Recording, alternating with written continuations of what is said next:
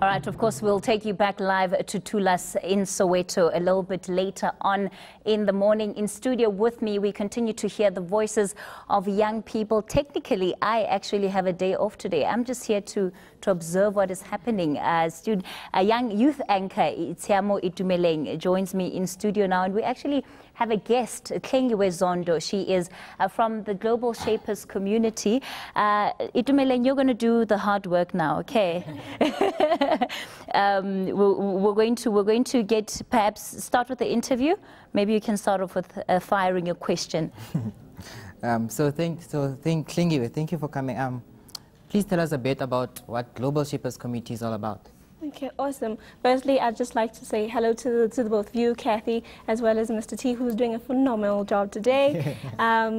The Global Shapers Community is a network of young people who are making a difference in their communities, and it's a global network of young people who have come together wanting to change the state of the world for the better. And in essence, it's just young people like you and I who have said, we don't want to be armchair critics. We want to make a difference in terms of the state of the world. And so we've come together through this network to say, what is it that we can do? All right, thank you, Kathy. What does Youth Day mean to you? Youth Day to me means it's a day where I get to, firstly, it's a commemoration of the courageous young people from 1976 who stood in the face of injustice despite the great risks.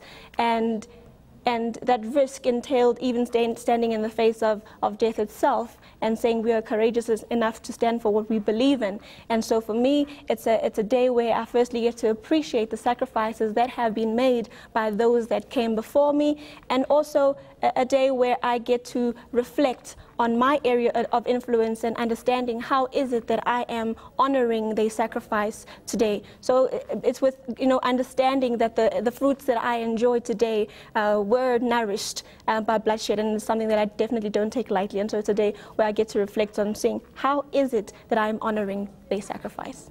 All right, thank you. Okay, is that it? You don't have any more questions for her? What does Youth Day mean to you, Zondo? Yes. I mean, Tsiamo, your name is Tsiamo. Yes, it is. Well, Youth Day, I think I also reap the benefits of Youth Day every day. I mean, I get to go to school, choose my own subjects in my own languages, do whatever I like. I want to do medicine next year, which is, before that, was a job for only the privileged. People like us wouldn't be able to do such things. And things like this, being able to come to ETV and be on TV. We wouldn't have such opportunities if it weren't for the sacrifices made by the youth of 76. So yeah.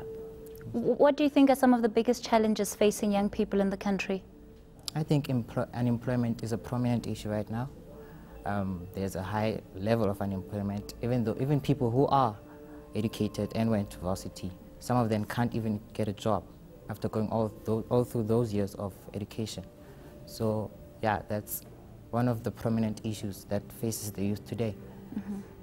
All right, deep words there. Unfortunately, this is where I'm going to have to say goodbye to Hlengiwe Zondo from Gulfview Secondary School from Mafikeng in the Northwest Province. It's been great having you in studio with me. I know he says that he's a little bit shy, but he actually isn't. And he also happens to be the president of his school, head of the SRC, head of all departments. He's got like a whole lot of badges that go right down to the bottom of his blazer. So also quite an accomplished young man. Hlengiwe Zondo from the Global Shapers community. Thank you so much for coming into studio with us.